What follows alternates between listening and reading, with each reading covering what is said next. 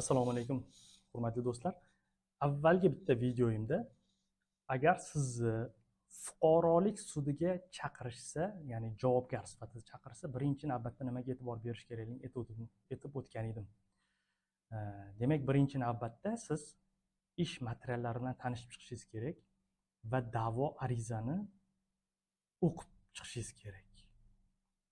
Agar shularni siz qilmasangiz, siz nimada javobgar bo'layotganingizni hech qachon bilmaysiz. Endi shuni qilganingizdan keyin sudga keldingiz, da'vo arizani o'qidingiz, ish materiallari bilan tanishib chiqdingiz, siz nimada javobgar bo'layotganingizni bildingiz va keyingi tartibdagi ishlarni amalga oshirmasangiz, bu sudda yana siz yutqizib qo'yishingiz ehtimoli juda ham katta. Birinchisi, siz da'vo arizadan kelib chiqib turib, agar shu da'vo ariza bilan bog'liq sizni qanaqangidir qarshi da'voyingiz bo'ladigan bo'lsa, shu da'vo ariza bilan bog'liq qarshi da'voyingiz bo'lsa, masalan, bu nima degani? Masalan, uydan chiqarish bo'yicha da'vo ariza bilan kelyapti, siz uyga kiritish bo'yicha qarshi da'vo ariza bilan murojaat qilishingiz mumkin.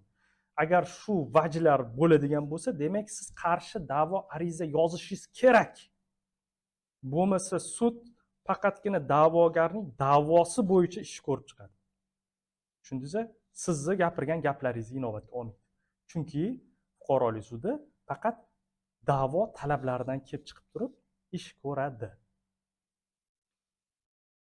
Davlat bojini to'laysiz, qarshi da'vo arizasini yozasiz va sudga taqdim qilasiz sud protsessida.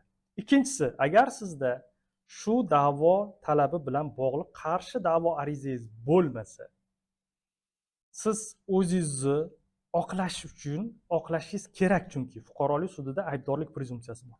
Siz o'zingizni oqlashga majbursiz, siz o'zingizni oqlashingiz kerak. Siz yozma e'tiroznoma taqdim qiling sudga. Ya'ni yozma e'tiroznomada nimalarni yozasiz? Birinchi, tepasiga qaysi sud? Masalan, fuqarolik palonchi sudiga.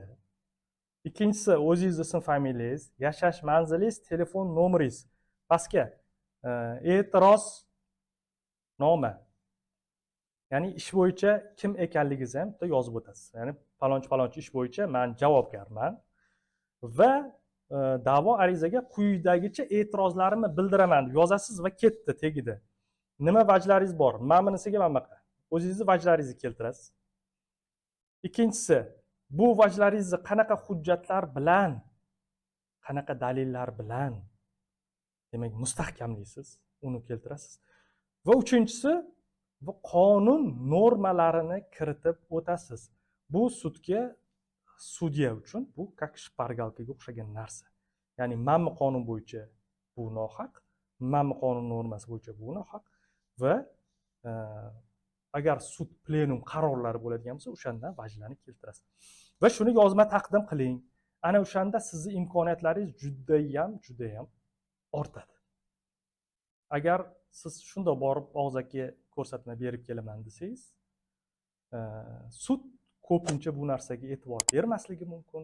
Keyin bu narsani vajlaringizni keltirganingizni isbotlamasligingiz mumkin. Va shunaqa hokazo sizning ishlaringiz chalkashib ketaveradi. Foydali bo'lgan bo'lsa, demak, like bosib qo'ying, do'stlaringizga jo'nating. Keyingi videolarimni ko'rish uchun obuna bo'lib qo'yishni esdan chiqarmang. Sog' bo'ling, salomat bo'ling.